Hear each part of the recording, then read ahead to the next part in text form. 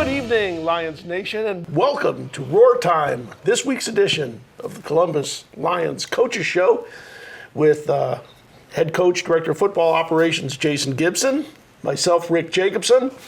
And coach, we come after a bit of a beatdown in Greensboro, North Carolina.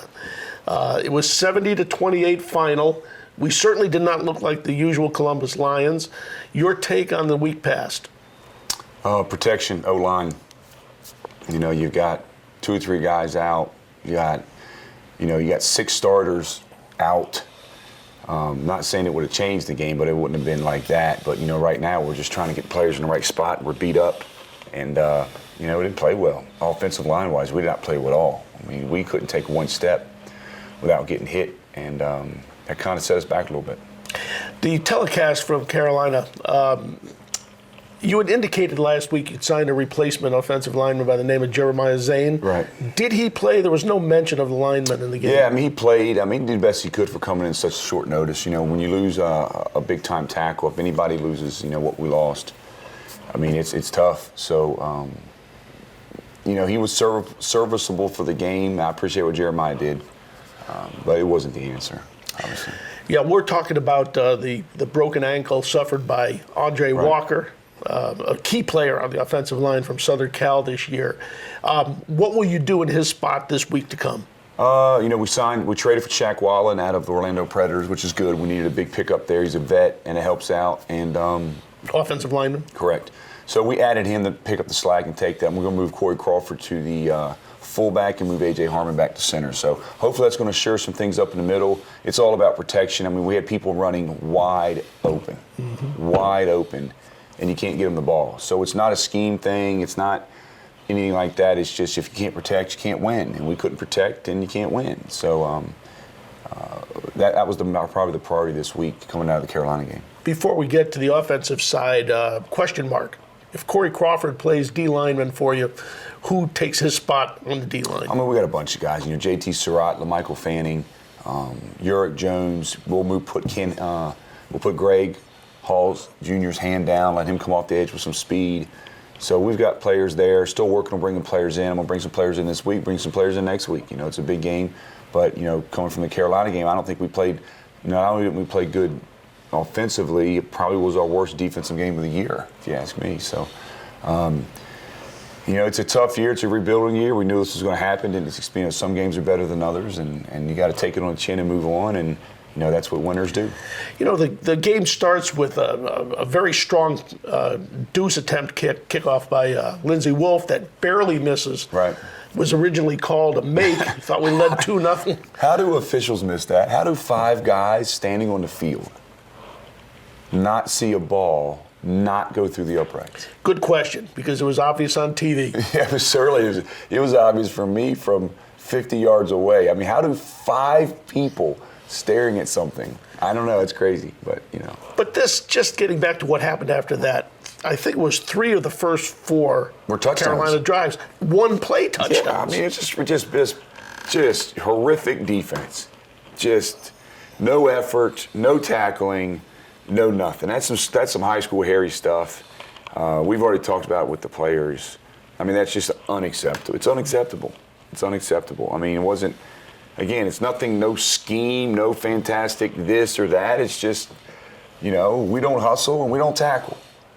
There's an old clip from John McKay from the Buccaneers one year. They were 0-14, and he told him, we don't tackle very well, but we make up for it by not blocking. So it's kind of one of those seasons, and you got to keep moving forward. But in along the vein of moving forward, you got to debut, and this was unexpected from those of us who weren't aware. Apparently, Luke Collis now in concussion protocol. Yeah. How about Mitch Kidd stepping in and really had a pretty effective game? For getting his butt kicked the entire game and taking one step and getting hit in the mouth, he took it on the chin pretty well. I guarantee you, no matter what the score was, I can't think of many other quarterbacks in this league that would have taken the beating that he took. Oh, and a small guy, too. Yeah, and kept coming back, and, he throws 4 touchdowns. We had about 4 or 5 wide open, but he never saw it because he was laying on his back. Mm-hmm. And so, it was a good game by him. And I'll say, too, that it looked to me that Mitch looked pretty quick, escaped the pocket, when he had time to at least get his footing. Yeah, he saved us some sacks. So threw the ball smartly for the most part. Yeah, and good.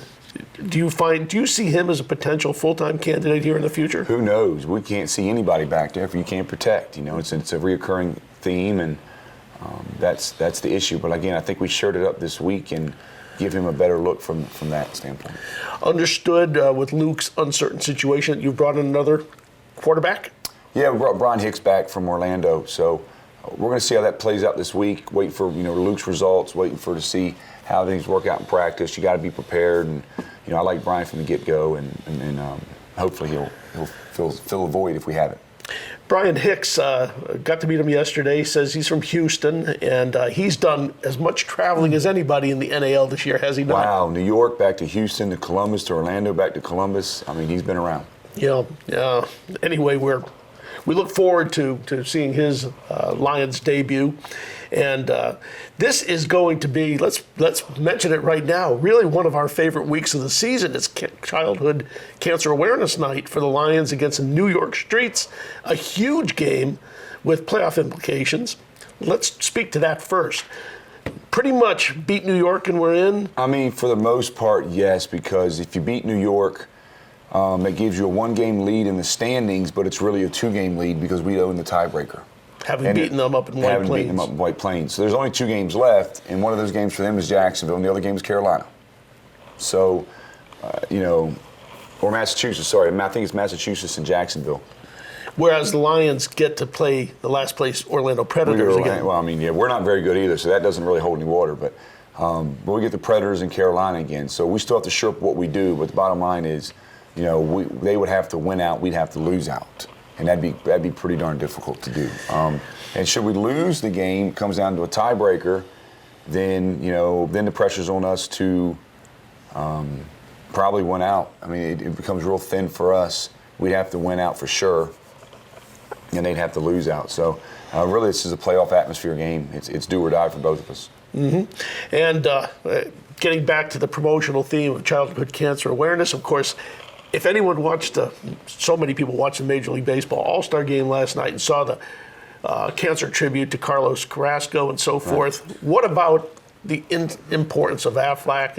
It's just a great promotion we've done for 8 years with AFLAC, maybe 9 years every year for Cancer Awareness Night. Where the guys visit the Atlanta Center up in Emory and visit the kids. We wear special jerseys and they donate the money back to the hospital. So it's a great night. What do this year's jerseys look like? No, you have to come to the game and see.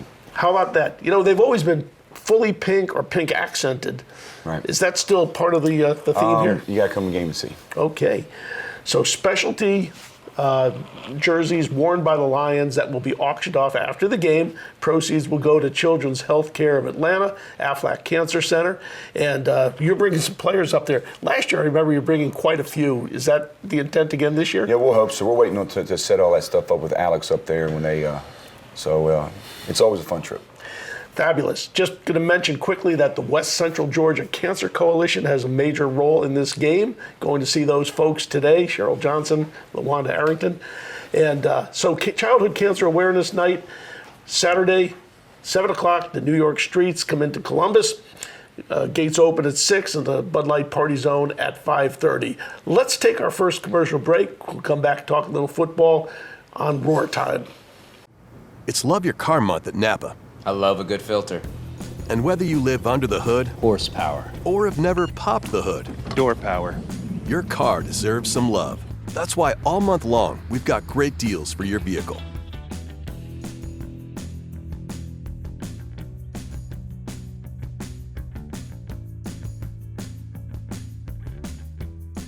Because when it comes to caring for your car, all you need is Napa know-how. Napa know-how. USAA gives me the peace of mind and the security just like the Marines did. At one point I did change to a different company with car insurance and I was not happy with the customer service. We have switched back over and we feel like we're back home now. We're the Williams family and we're USAA members for life. Thanks, Dr. J. My back feels so much better. Now tell me where I can go for my headaches. Really? You don't need to go anywhere else. That's what we do. Well, what about my shoulder? That's what we do. Pinched nerve? That's what we do. Well, what about disc problems? That's what we do. Sciatica? With almost 500,000 patient visits over the last 34 years, don't just take my word for it. Ask a friend. Call Dr. J. Broadwin and Associates today. Don't you buy no ugly truck. Get the Rivertown Buick GMC. Get 0% financing for 72 months on new GMCs. Get out that ugly truck and into this. New Sierra 2500 HD with 0% 60-month financing. Tell them where, Smack. Rivertown Buick GMC. Rivertown Auto Mall on Whittlesey Road in Columbus. RivertownBuickGMC.com. Don't you buy no ugly truck. Back here on Roar Time, the Columbus Lions Coaches Show. And as we like to do at this segment, Coach Jason Gibson's going to give some shouts out to Roar Time sponsors that we love so dearly. Yep, I went to this one today. Jordan's Girls, Gourmet Dogs, home of the Lions Big Dog, half-pound Black Angus beef, foot long, whole or scrambled. Drop by the corner of 8th and Veterans Parkway. They're open Monday through Fridays, 11 to 5, Saturdays, 11 to 4. Sprague Supply. The crew of Sprague Supply pride ourselves in providing customers with the best quality parts and personal service. You can order from us by phone or visit one of the 3 locations: Columbus on Alexander Street, Phoenix City on 280 Bypass, and in Auburn you can go to Opelika Road. Motors Acceptance. Just call 1-800-NEW-RATE and lower your payments today. Are you trapped in a title loan? Lower your interest, lower your payments, and get up to $1,000 in cash from Motor Acceptance Corp. In Columbus, Georgia, and Air Force Reserve Recruiting. Sponsors of Pass the Pigskin and a Defensive Player of the Game for 2 seasons. Watch for special Air Force induction ceremonies at halftime of Lion games this season. All righty. Did we forget Midas of Columbus? Midas of Columbus. I didn't forget him. I was going to come back to him. Oh, I see. But Midas of Columbus, longtime sponsors, the Midas Player of the Game. Winner gets a free oil change. Downtown Columbus, 13th Street and Veterans Parkway, 1631 Manchester Expressway. Every touchdown's a Midas touch of Columbus. Trust the Midas touch. And Texas Roadhouse, home of fall-off ribs, hearty hand-cut steaks, ice-cold beer, legendary margaritas, 2970 North Lake Parkway. Fading at Everett spot of the Hungry Lions players and the Overby companies. Mark Overby, you guys, long-time copier, print supplier. The Lions office, 3 locations, shred away document and storage. Protect your business the best way. You see, look what happens when I overload Coach Gibson here. Now I thought we should have strategized. Yes, we No should have worries. gone half and half. You're right. But we want to thank again our year-long sponsors of Roar Time, make the show possible, and great Lions clients that we see frequently and are good friends as well. Getting back to Saturday night's game against the New York Streets here, Coach, we've got a superheroes theme as part of this too. And before I ask you about that, let me just mention that if anyone would like to make a cancer tribute to a loved one, whether it be a victim or survivor, we're going to put together a little video. Give us a call at the Lions office for $50, a couple tickets. You will be able to send a photo of your loved one that you'd like to honor, some 10 or 15 word copy, and we can get you in that. It's a very nice way to honor someone who has fought the cancer battle that we're all hopeful of eradicating in our lifetimes. Correct. The superheroes component to Saturday night. No, it's just a good idea. Just, battling cancer, superheroes. That's probably the thing with the jerseys. Try to get kids come dressed as superheroes, dress as your favorite superhero at the game, and come in and help show the support and fight and battle cancer. We got a beautiful superhero jigsaw puzzle framed up by staff member Gail Tompkins that'll be awarded perhaps the winner of the superheroes costume contest, if you want to call it that. And, taking a look around the league here as we get back to football, arena football, it's been a bit of a regular season runaway now for the Jacksonville Sharks. Unexpected, 10 straight wins, but like you always say, it's who's hot at playoff time. You see any weaknesses, cracks there as they may be a first-round playoff opponent for us? Complacency. Interesting. I mean, that's what happens when you're that number 1 seed. And so you wind up, when you're winning that many games in a row, when you're winning, you don't make a lot of changes because you're winning, and the other teams will get better. And you have to prepare for that, and it's tough. Been there, done that. So but right now they're playing. They got the best D line, They got the best D-line in the league right now as far as getting after the quarterback. So that's how you win football games. Since the Lions always play Jacksonville tough, how would you, in a public way, be able to evaluate your overall team health? Will this team get to the point where we won't have the late season injury problems that snagged us last year? I mean, who knows? I mean, right now we're probably 60%, and we're not playing well. So you add those two together, it makes it even worse. But you keep plugging through, you keep fighting through, and you keep trying to find pieces to the puzzle and plug them in and see what works. And we're constantly doing that. And hopefully, we brought in Shaq with the offensive line, so that's one piece there. And I've made some phone calls, got some other players coming in. And but yeah, I mean, I'd love to play Jacksonville first round. Love to play Jacksonville first round. Could catch them napping. We've always played them tough. We've played them tough. We've played well on the road in the playoffs the last 2-3 years, and it'd be a good game. Now the Carolina Cobras in second place at 8-3. They're trying to fend off the Massachusetts Pirates, a hot team at 7-4. Carolina and Mass, if you had your choice of who you'd rather play, because that's a potential championship game opponent, yeah. How would you evaluate the two of them? I mean, it wouldn't really matter to me. I think, they're both good teams. They both got a lot of veterans. And when you have that many veterans on a team, it's not hard to roll them out on the field and play. When you got guys that have been playing for as long as they have, especially when you look at Carolina on their defense, for the most part and offensive, then they've probably got 15, 16, 17 veterans that have played a lot of arena football.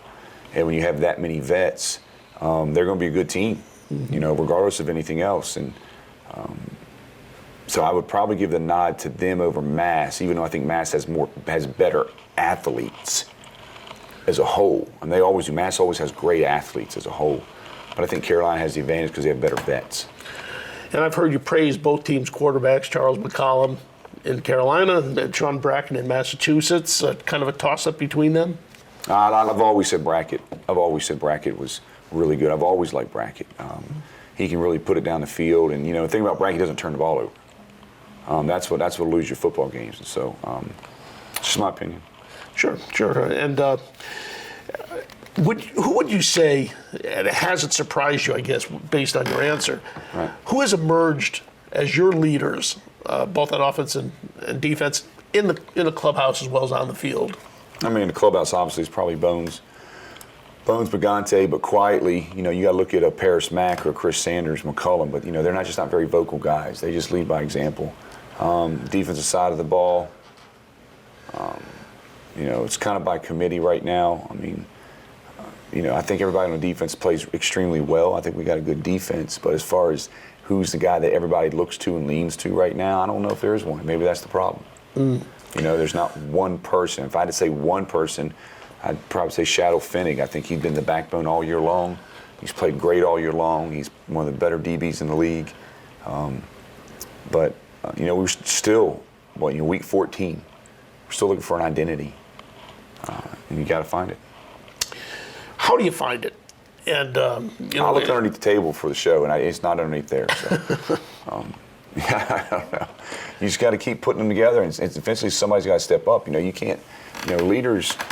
You can lead guys, but at some point somebody's got to step up and take over and take control. I'm kind of waiting for that moment.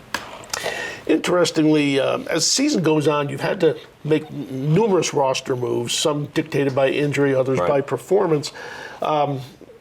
Is it unusual in your 14-year coaching career to have seen this happen where maybe no one emerges as a defensive leader? Yeah, and to be honest with you, there hasn't been a lot of roster moves. When you look at my training camp roster to where we're at now, there's not a lot of new faces. I thought that was going to be a good thing. It's actually turning out to be a bad thing. So you got to bring in new faces sometimes to push people. And when the group you have is not really getting it done, you gotta move on. This new offensive lineman, Shaq, and I didn't Wallen. Shaq Wallen. What can you tell us about his background, who he's played for? He's played for Lehigh Valley. He's played for Orlando. He's played for Jacksonville. He's just a vet. I think he's a really good player. He's a good kid. I think we put him in a good situation where we're at. It's always a good situation in Columbus that we will be able to get a little bit more out of him. But he's definitely going to be serviceable and an upgrade from what we had. And when you talk about restoring A.J. Harmon to center, He's a massive man, obviously. What has being as a non-center position on the line, how has that affected him? Big time, man. Set him up for injury. He's not a guard. He's a center. I mean, he's as good as there is. He's probably the best in the league, and we've been playing him out of position because of the situation we were in with personnel and people getting hurt.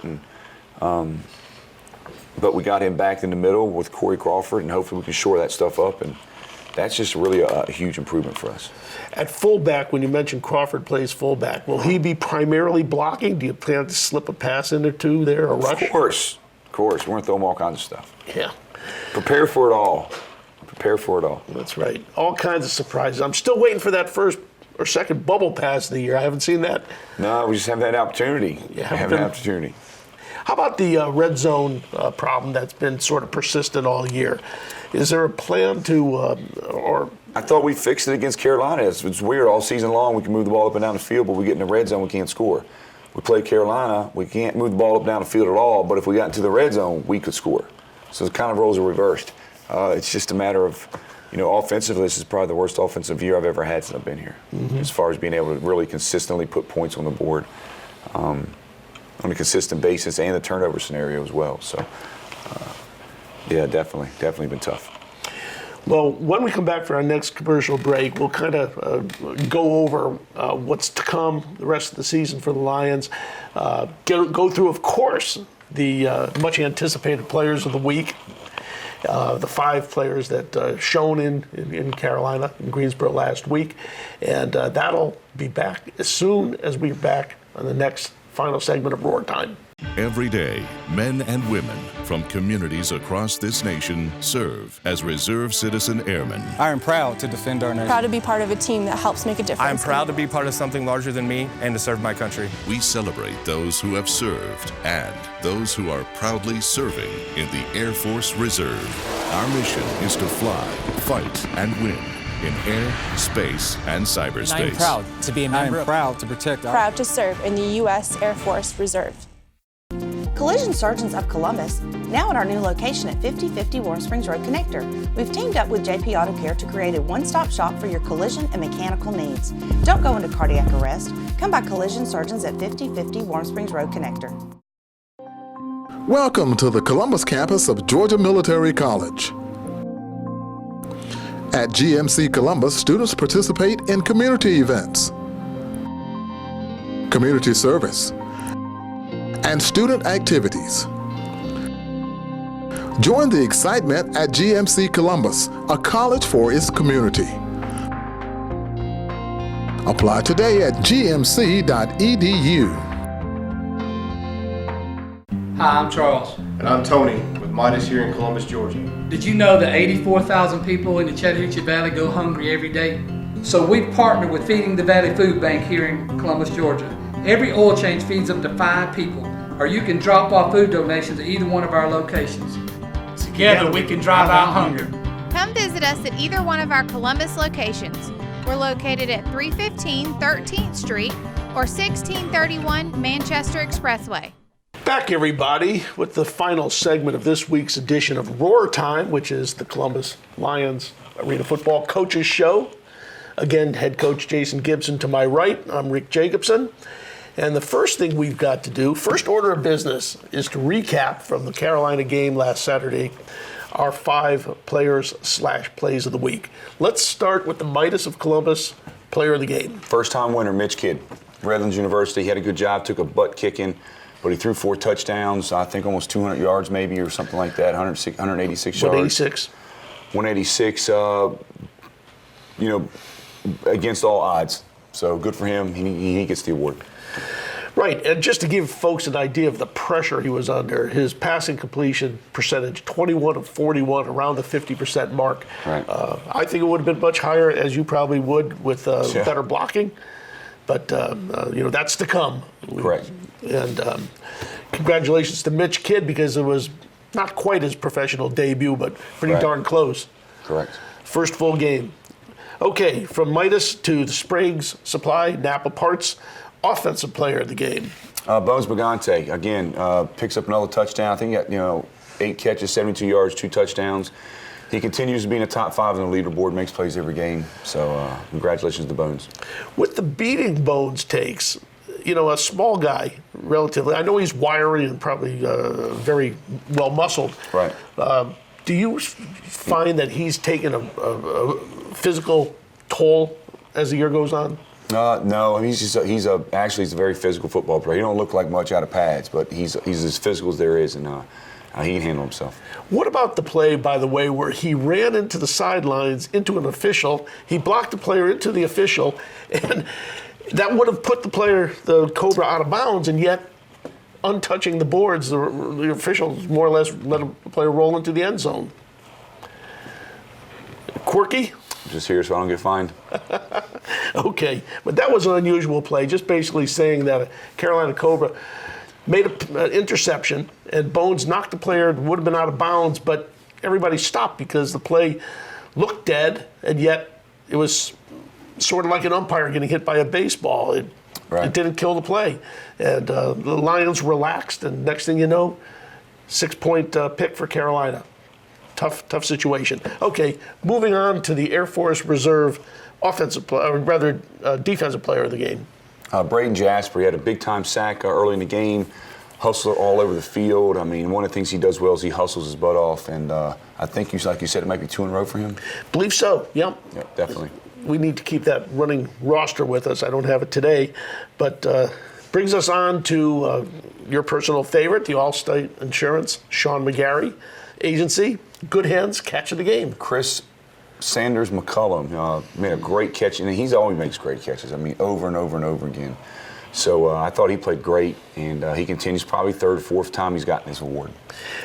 Was that the one toward the end of the game where he caught one in the corner of the end zone? Am I thinking of the right one? It was a great throw, great catch.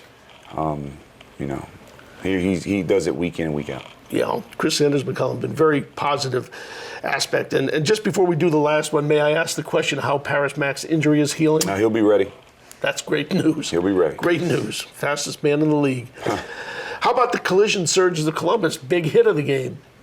Braden Jasper, again, he had a big hit on the quarterback early in the second quarter. Big enough for me to remember it. So I like it, and congrats to Braden.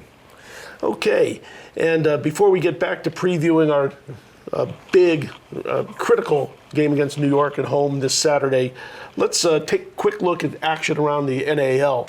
The way things have shipped out, really, our game is the only one with real playoff impact and implications when the New York Streets come to Columbus. Jacksonville and Massachusetts playing each other, good game, but really won't have any effect on the standings except in the Massachusetts race with Carolina.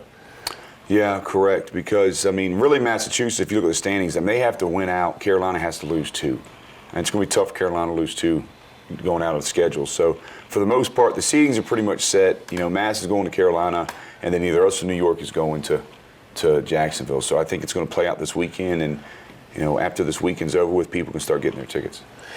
And the Orlando Predators play at Carolina. Correct. A lot of player shuffling, I understood, in Orlando. Did things settle down after that initial wave of player releases? They're making moves just like we're trying to make moves, and constantly trying to find the right pieces and right players to, build on that program going forward in the next year. Obviously, this year is you're trying to finish it out and get through it, but they need to figure out which players that they want to re-sign and bring back. I'm in the same process. So they'll reshuffle some more and head on up to Carolina, and you never know. They shocked them last time. Mm-hmm. And, that more or less covers this week's action. The 6 teams in the league, little rumbling of NAL expansion. Obviously nothing identified so far, but are you hearing positive things in league talks? Of course, behind the scenes, there's a lot of things going on, but they need to hurry up.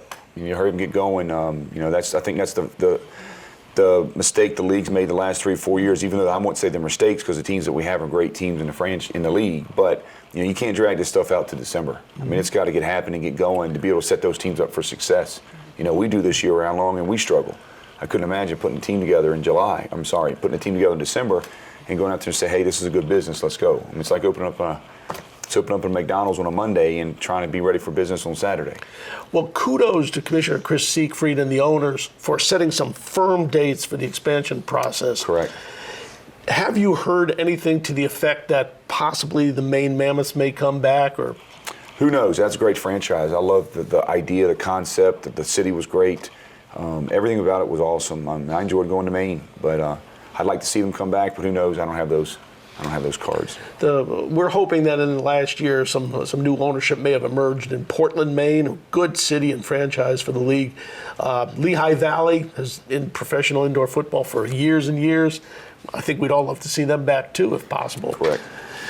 And then, of course, there will be some new cities that emerge in the running as have applied to the league. There's been indications that the league office has taken applications, and there's plenty of interest. It may just be a question of finances.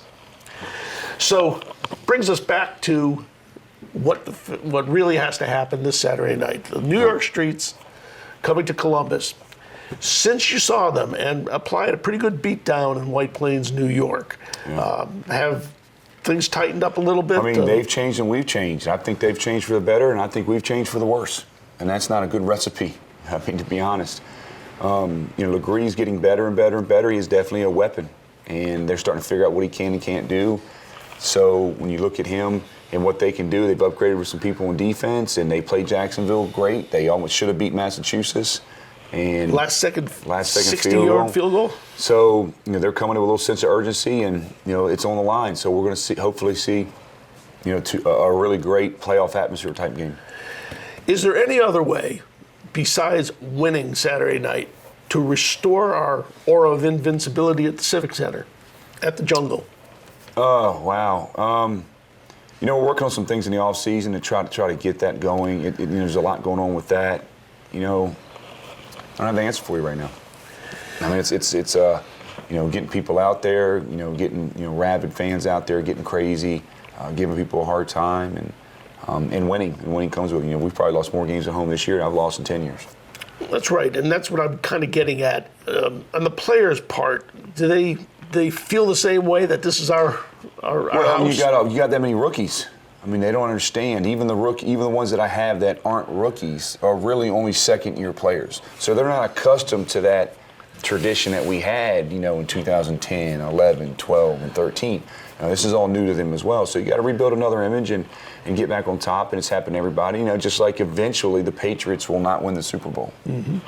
And we're in the same boat. I mean, you got to rebuild sometimes. I mean, the Raiders are doing it with John Gruden, and I would love to compare myself to that and think that we're in the same situation. And then if it all plans out, works out well, and we get in the playoffs, who knows? It's a whole new season. It's 0-0. And then the records don't matter. But, if we don't, and then we rebuild, we talk about it in the later show.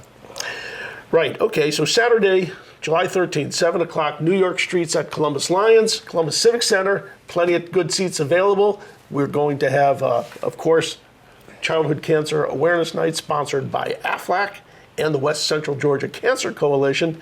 And just a brief word, the following week, of course, we go to Orlando for what will be a very important road game that the Lions hope to get back at them for the opening night loss. Right. We come back on the 27th. It'll be Teacher and Educators Awareness Night, as well as Chattahoochee Council Boy Scout Night. A lot of activities planned there for the 27th as we end the regular season at home.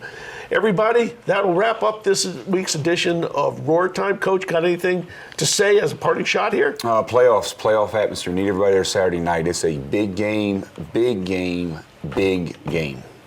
Yeah, and I'm proudly to say that our favorite sponsor, one of my favorite sponsors, Sprague Supply, will be out in force in the Chattahoochee Suite with their group, and we look forward. There's still time, folks, to get group tickets. Of course, your individual tickets, call the Lions office at 706-322-3336. Let us help you enjoy the great sport of arena football in Columbus, Georgia.